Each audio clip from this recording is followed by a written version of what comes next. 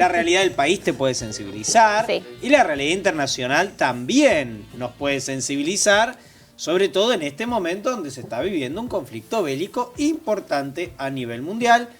Tenemos un especialista para hablar de este tema, un amigo de la casa, un compañero aquí del canal, Héctor Bernardo, que está del otro lado. ¿Cómo estás, Héctor? ¿Bien? Bien, bien, por suerte, ¿Cómo en andás? mi casa todo tranquilo. Ujú. Pensé que estaba pensando que la tuve un cuatrimestre a Belén de alumna. Digo, Sí. ¿cuántas veces habrá cambiado de ánimo en ese cuatrimestre? En un cuatrimestre, claro, cuando estaba con mucha hambre ahí comiendo el pan relleno del pasillo de la facultad. ¿Cómo estás, Héctor? ¿Bien? Estaba pensando en la presentación que hiciste. ¿Cuándo no hay un conflicto bélico muy importante en el Es mundo? verdad. Es verdad. Bueno, igual a nosotros nos está tocando pasar por varios. Porque agarramos la década de. Bueno, estaban los conflictos en el Golfo ya. Sí, es verdad, nunca no tuvimos conflictos bélicos en nuestra vida. Nunca no se dio, ¿no? Creo que sí, parece un poco, creo que alguna vez te lo comenté, Claudio, una maldición china que dice vivirás tiempos interesantes. Claro. Y creo que hemos atravesado muchos de esos tiempos interesantes, lamentablemente. Tiempos que no nos dejan para el aburrimiento, Claro. pero que también nos provocan dolor y nos movilizan muchas cosas con respecto cuando vemos las imágenes, ¿no?, de lo que está pasando, en este caso en Palestina y en Israel, y cuando vemos las injusticias a lo largo del mundo, y el sufrimiento tan marcado, obviamente que nos moviliza muchas emociones. ¿Qué es lo que está pasando en estos momentos? Porque bueno, se conoció hace unos días un ataque a Israel atacando Palestina. ¿Qué es lo que está pasando para que podamos entenderlo y de dónde viene todo este conflicto? Sí, a ver, para entender, es muy complejo. Es complejo, lo que está pasando, claro. ¿cierto? Y entre otras cosas va a depender de quién lo explique y desde qué lado se pare para explicar, claro, ¿no? Porque quienes están del lado de Israel te van a decir que Israel fue atacado por Palestina, por los palestinos, en este caso específico por Hamas, digamos, por esta organización político-militar de Palestina, que muchos tildan de terrorista, ¿no?, de organización terrorista, y que ahora Israel se está defendiendo. Si te parás del lado de los palestinos, vas a escuchar explicaciones que te van a decir que no, que lo que está pasando es que hay una ocupación ilegal del territorio palestino que viene hace ya 75 años, que está martirizando a los palestinos, y que esto es la legítima defensa. De hecho, desde los palestinos dicen, ¿cómo puede ser? A ver, en el caso de Ucrania, los ucranianos tienen derecho a defenderse de los invasores, claro, pero nosotros no tenemos derecho a defendernos de los invasores. Digamos, que a ellos, a los israelíes que están en esos territorios, los consideran invasores y que están ejerciendo una legítima defensa. En realidad lo que está pasando ahí es la crónica de un conflicto más, la crónica de un estallido social anunciado. Digamos, pero a ver, déjame ver si entiendo más o menos, vos corregime y decime si es así. Supongamos que estamos en Argentina después de la Segunda Guerra Mundial, creo que fue. Pongamos que Brasil se queda con la mitad de la Argentina y Argentina queda dividida en dos. Pero Brasil, supongamos, se queda con Misiones, Córdoba, Santa Fe, Entre Ríos, Corrientes. Se queda con todo eso y nosotros nos quedamos con menos territorio. Para poner un ejemplo de lo que pasó entre Israel y Palestina. Podría ser un ejemplo así. También, en este caso, digamos, para ir a lo concreto de la historia, el pueblo judío, digamos, es un pueblo que fue sometido, y lo sabemos muy bien, a una persecución durante muchísimo tiempo, en distintos lugares, El hecho obviamente más marcado que todos conocemos es el Holocausto que se llevó adelante en la Alemania nazi, ¿cierto?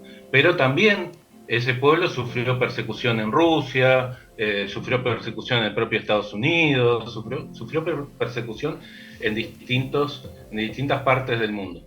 Y aquí también, sí, a principios del siglo XX en Argentina hubo sobre todo a principios del siglo XX una gran persecución a los judíos y empezaron ya desde finales del siglo XIX, empezaron a haber distintas teorías de cómo se podía resolver esa situación. Una de esas teorías, las teorías de un grupo político y filosófico que se llama el sionismo, digamos que tiene esa ideología, es el sionismo. Por eso se dice que Israel es un estado sionista, porque está basado en esa ideología. Planteó que los judíos tenían que tener su propio estado. Entonces, tras el terrible holocausto ocurrido en Alemania, la matanza de más de 6 millones de judíos, digamos, los campos de concentración, todo el horror que ocurrió durante la Alemania nazi, las Naciones Unidas deciden crear en un territorio que estaba siendo ocupado por el Reino Unido, por Gran Bretaña, un país, un nuevo Estado, el Estado de Israel. En ese caso, en 1948, se toma la decisión de crear el Estado. Pero como vos bien decías, se parte al pueblo que estaba ocupando ese territorio originariamente en dos pedazos. Claro. Porque vos me decías recién, es como si Brasil tomara la parte norte de Argentina. No, es como si Chile tomara toda la parte central de Argentina. Claro. Y Argentina quedara dividida en una parte norte, que sería Jujuy, Salta, Misiones, y Chubut, Santa Cruz, y todo lo del medio fuera también Chile. Claro. Entonces, así queda partido el Estado palestino, queda partido Palestina en una parte que es Cisjordania y en la otra parte que es la Franja de Gaza. Y en el medio, Israel. En una decisión en la que los palestinos no estuvieron de acuerdo, obviamente, desde el principio, y lo consideraron eso un acto de ofensa a su soberanía, de ofensa, de robo, de saqueo de su territorio.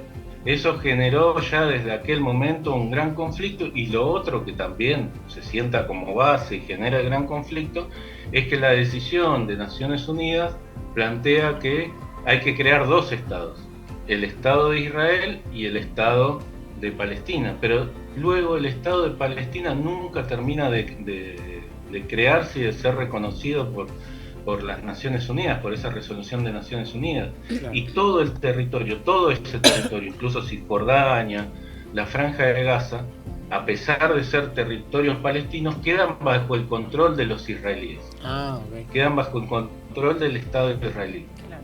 Entonces, por ejemplo, una cosa que suelen contar es que el presidente de la Autoridad Nacional Palestina, cuando sale de su casa y va hasta la casa de gobierno, tiene que pasar por 3 retenes, 3 vallados que tienen los soldados palestinos para controlar, mostrar su documentación, esperar a que lo dejen pasar, ir a otro, digamos, dentro de su mismo país, ¿no? Dentro de su mismo estado. Es como si Alberto Fernández, para ir de la Quinta de Olivo a la Casa Rosada, tendría que mostrarle su documento, claro, a 3 funcionarios de otro país, claro, para que lo dejen pasar y llegar hasta ese lugar. Luego, en 1967, perdón, sí. No, seguí, después te pregunto. No, iba a señalar que otro hecho que marca, digamos, todo lo que luego se va a ir desencadenando es que en 1967 se produce una guerra, la llamada la Guerra de los 6 días. Ahí Israel es atacado por Palestina y también por otros países árabes, y Israel termina ganando esta guerra con el apoyo de las grandes potencias, pero lo que termina haciendo también es apropiándose de más territorio. Le quita al menos el 22% del territorio que ya digamos, los palestinos sentían que le habían robado una gran parte de su territorio, el 55% de su territorio, claro, en esa primera división, y ahora le quitan un 22% del territorio restante en esa guerra. Luego hubo infinidad de resoluciones de Naciones Unidas diciendo que Israel tenía que devolver ese territorio, que tenía que volver a las fronteras de 1967. Pero esas resoluciones nunca se cumplieron. Es muy parecido a lo que pasa con las resoluciones de Naciones Unidas respecto de Guantánamo, o respecto del bloqueo a Cuba, que dice, bueno, el bloqueo a Cuba se tiene que terminar, y el bloqueo sigue, porque Estados Unidos quiere y puede, y listo, y sigue. O las resoluciones sobre las Islas Malvinas, claro, que dice que el Reino Unido no puede hacer nada en ese territorio, porque es un territorio en disputa, y sin embargo el Reino Unido va, instala una base militar, lleva más militares, lleva personas que las instala y comienzan a vivir ahí luego de la ocupación. O sea, las resoluciones de las organizaciones de la ONU, digo, la terminan decidiendo quién, digo, porque hacen resoluciones y a veces se cumplen y a veces no. Y después el Consejo de Seguridad en muchas ocasiones vota si hay sanciones para aquellos que no cumplen claro, las resoluciones de Naciones Unidas. Pero quienes se integran el Consejo de Seguridad, claro, muy poquitos países, entre los que está el Reino Unido, Estados Unidos, claro, Israel. Claro. Entonces, luego no hay ningún tipo de consecuencia, claro, hacia ello. Sí, de hecho ahora está la ONU también pronunciándose en torno a que se están cometiendo crímenes de guerra, ¿no?, en Israel y en Gaza, y que se va a tener que pagar claramente por esa violencia. Sí, pero el tema es quién va, claro, a pagar, ¿no es cierto? Porque es muy fácil hacerle pagar a los palestinos claro, los crímenes que puedan llegar a cometer en este conflicto, pero Israel viene cometiendo crímenes, el Estado de Israel, ¿no? Viene cometiendo crímenes desde hace 75 años en ese territorio. Como decía, controla todo el territorio, tiene cárceles donde hay miles de palestinos arrestados, entre ellos más de 200 niños arrestados y juzgados y condenados como si fueran adultos, ¿no? Y presos en esas cárceles. Y no pasa nada, digamos. Ahora hubo actos de violencia por parte de Hamás, ¿no?, en esta acción que ellos mencionaron como el diluvio de Al-Aqsa, ¿no? Esta acción que empezaron el sábado, y secuestraron civiles, mujeres, niños, hay niños fallecidos. Israel respondió con un bombardeo a la población civil palestina y destruyó edificios donde viven familias. Hay 788 fallecidos, por lo menos esa es la última cifra oficial, y más de la mitad de esos 788 fallecidos son mujeres y niños civiles. De Palestina. De Palestina. Claro. Va a pagar Israel por sus crímenes, digamos, van a pagar los palestinos, pero también van a pagar los israelíes. Por esos crímenes, no los israelíes como pueblo, ¿no? El gobierno, el Estado de Israel va a pagar por esos crímenes. Sí, porque hay como una vara diferente con la que se miden ambos ataques, ¿no?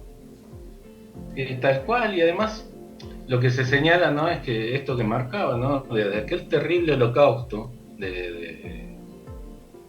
llevado adelante por la Alemania nazi, se construyó un discurso en el que cualquiera que critique una acción del Estado israelí es antisemita. Claro. ¿No? Entonces, si el Estado israelí mata a niños palestinos y uno sale a denunciarlo, vuelve a denunciar porque sos antisemita, ¿no? Y todos se van alineando, y hay un control de muchos de los medios hegemónicos de comunicación en ese sentido, que llevan, por ejemplo, a los candidatos a la presidencia en Argentina a todos señalar, repudiar los ataques a Israel, pero no decir nada de lo que estaba pasando en Palestina ese mismo día, ¿no? No decir, bueno, repudiamos la violencia contra Israel, nos solidarizamos con Israel, pero también repudiamos la violencia contra el pueblo palestino. No, esa parte no apareció en el debate. Héctor, la ahora... única que hizo alguna mención a eso fue Miriam Bregman, y algunos diarios al otro día titularon: los candidatos se solidarizaron con Israel, menos Miriam Bregman, que se alineó con los terroristas. Así ponían los medios, ¿no?, de comunicación. Se alineó con los terroristas por repudiar también lo que está pasando en Palestina. Sí, ahora, perdón, no, está bien.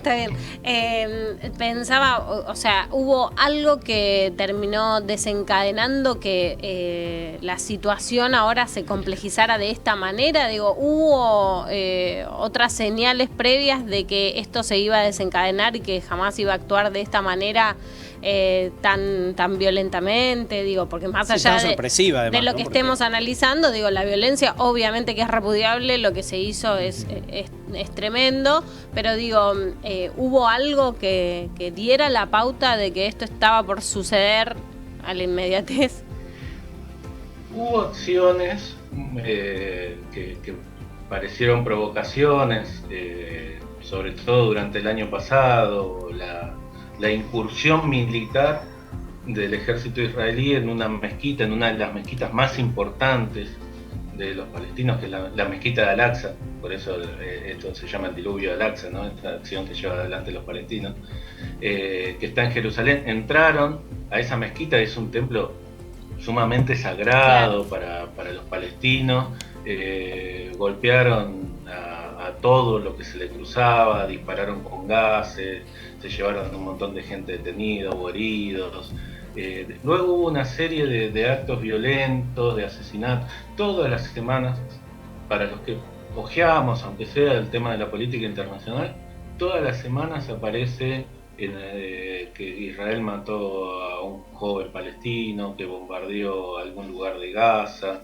Además hay una cotidianidad con el avance de lo que ellos llaman los colonos. Si nosotros vemos este mapa que decía hoy, ¿no?, con la franja de Gaza por un lado y Cisjordania por el otro, y vemos cómo avanzó Israel, vamos a ver que Cisjordania era algo todo entero, y de a poco fue quedando con agujeritos, hasta quedar partido en muchos pedacitos. Cisjordania hoy ve el mapa uno y ve pedacitos, como si fuera un rompecabezas al que le faltan un montón de piezas.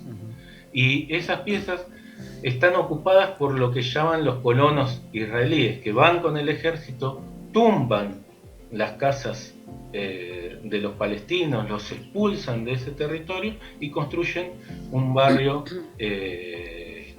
para los israelíes. Se van apropiando de a poco del territorio. Se están apropiando, pero de una manera brutal. Yo recomiendo que googleen, ¿no?, el mapa de Palestina e Israel, cómo ha cambiado desde 1967 a la actualidad, y van a ver, hay muchos de esos mapas en internet, que van a ver cómo fue avanzando y cómo fue agujereándose toda la Cisjordania y quedando, bueno, acá lo están mostrando ustedes, van a ver la parte marrón oscura, que era todo, y ahora es solo la parte marrón oscura. Entonces ven que hay pedacitos, hay cachos, ¿no?, de eso. ¿Y qué pasa con esas familias? Esas familias son expulsadas, hace un tiempo las Naciones Unidas también, y la Unión Europea, con esta actitud muchas veces de lavarse la cara, brindaban ayuda humanitaria para esas familias, ¿no?, enviando alimentos, enviando distintos elementos para que puedan llevar su vida cotidiana, y ahora, entre ayer y hoy, anunciaron la Unión Europea y otros países que no están en la Unión Europea, que por el ataque de Hamas a Israel van a suspender la ayuda humanitaria al pueblo palestino. Que además, también hay que señalar esto: Hamas es un partido político que tiene además estructura militar dentro de Palestina. Claro, ¿qué pasa con el resto de la población que también se está viendo afectada? Digo, es terrible, hay cierta lógica de abandono también al resto de la población, ¿no?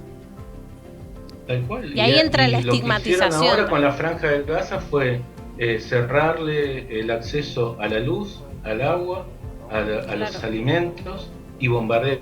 Entre ayer y hoy, Israel está bombardeando la Franja de Gaza, está avanzando con sus tropas para recuperar los territorios que ellos dicen les fueron usurpados ahora por los palestinos, y está entrando en la Franja de Gaza para reprimir.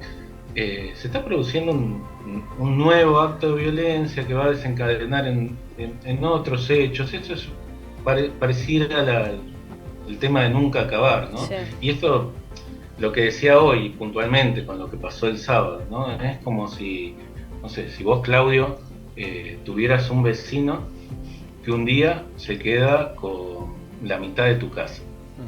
Y encima, cada vez que pasás, te escupe, te pega, te empuja, te roba el celular un día, otro día te roba la billetera, siempre tiene actos de agresiones para vos, para los que van a tu casa y tu familia, y vos lo denunciás y la justicia dice sí, tiene que devolverle la casa y tiene que dejar de hacer esas cosas, pero nadie lo obliga a hacer eso. Entonces te sigue haciendo eso, y un día vos agarrás un palo y se lo das por la cabeza. Y dicen, qué violento Claudio. Claro. Mirá lo que hace. Digamos. Pero todo lo que fue llevando a ese camino, no está bueno que vos le des un palo por la cabeza. No, claro, pero hay una situación que desencadena. Pero todo lo que se fue generando, digamos, desencadenó en eso. No es que de la noche a la mañana los palestinos se volvieron locos. Claro, por eso es importante entender la complejidad del tema, y algo que no viene de hace un par de años, sino que tiene toda una historicidad detrás, ¿no? Entonces, digo, también mirar con eso, porque a veces es como tan simplista como cambiar la bandera, la foto de perfil de Facebook y poner una bandera y solidarizarse, pero digo, más allá de que la violencia nunca está justificada, bueno, pero entendamos el conflicto, contexto, de dónde viene, ¿no? Y cuáles son las pujas que hay allí. ¿Y qué podríamos hacer nosotros como país para ayudar a que se termine el conflicto? A ver, creo dos cosas en ese sentido, Belén. Por un lado, nosotros como sociedad es una cosa, nosotros como país o como Estado es otra, ¿no? El Estado argentino hoy por hoy está muy condicionado, y lo que está haciendo es responder a los grandes intereses internacionales y alinearse una vez más con las políticas de Estados Unidos, de Europa, condenar lo que está pasando en Israel y hacer la vista gorda hacia el resto de las cosas, ¿no? Y ni hablar los otros candidatos, los otros personajes que quieren ser elegidos como Milei o Patricia Bullrich, que directamente alientan toda la violencia que está llevando adelante Israel. Y de hecho Milei ha anunciado que va a hacer algo que es ilegal, pero que lo va a hacer si llega a ser presidente, que es trasladar la embajada de Argentina de Tel Aviv, que es la capital reconocida internacionalmente como capital de Israel, a Jerusalén, que es la ciudad que es justamente uno de los territorios que está en disputa entre los palestinos y los israelíes, y por eso no hay que innovar en ese territorio, o sea, no hay que hacer ninguna modificación, porque es un territorio que hasta que no se resuelva el tema de una paz definitiva, no se puede hacer nada en ese territorio. Y nos generaría un conflicto internacional también, con Palestina. Pero personajes como Trump o Bolsonaro, de hecho Bolsonaro creo que no llegó a hacerlo, pero Trump lo hizo, entonces Milei, alineado en esa línea, dice, si yo soy presidente, también voy a trasladar la embajada argentina a Jerusalén. Y como sociedad... Después como sociedad creo que lo que tenemos que hacer es visibilizar todo lo que está pasando, obviamente condenar la violencia, pero señalar que esto solo se puede resolver si se cumplen las leyes internacionales, si se cumplen, digamos, para algo están Naciones Unidas, si no, 190 países votan una cosa, 3 votan en contra y se hace lo que dicen esos 3, claro. Digamos, ¿no? Y no puede ser, digamos, no podemos seguir viviendo en esa lógica digamos, de donde los países grandes hacen lo que quieren y los países en desarrollo tienen que obedecer sí o sí las resoluciones de Naciones Unidas. Entonces, intentar, por un lado, mostrar toda la realidad que existe ahí, llamar a la paz en ese territorio, llamar al respeto al derecho internacional, al respeto a las resoluciones de Naciones Unidas que dicen que Israel tiene que volver a la frontera del 67, que no puede seguir avanzando con sus colonos en territorio palestino, a la creación de un Estado palestino como fue decidido en la misma resolución que plantea la creación del Estado de Israel, y a la autodeterminación de ese Estado. Y llamar a la paz total en ese territorio es la única forma en la que se puede construir una paz allí. Digamos, no va a pasar, digamos, por ahí los sectores más radicalizados de los países árabes o palestinos o de Palestina plantean que Israel se vaya, que se vayan todos, lo de Israel, y que le devuelvan todo el territorio a Palestina. Eso no va a pasar. Los israelíes más radicalizados plantean directamente el exterminio de todos los palestinos y la apropiación de todo ese territorio. Tampoco debería pasar, aunque lo están intentando y en parte lo están cumpliendo, ¿no?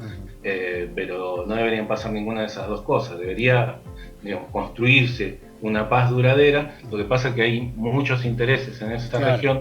Israel, Estados Unidos y Reino Unido siempre forman un tándem en el que se apoyan conjuntamente. Desde 2014 Ucrania también es parte de ese grupo, y entonces en distintas resoluciones, como decía hoy, de Naciones Unidas, por ejemplo, la resolución en contra del bloqueo contra Cuba, 192 votos contra el bloqueo, 4 en contra y el bloqueo, 4 a favor del bloqueo y el bloqueo continúa, ¿no?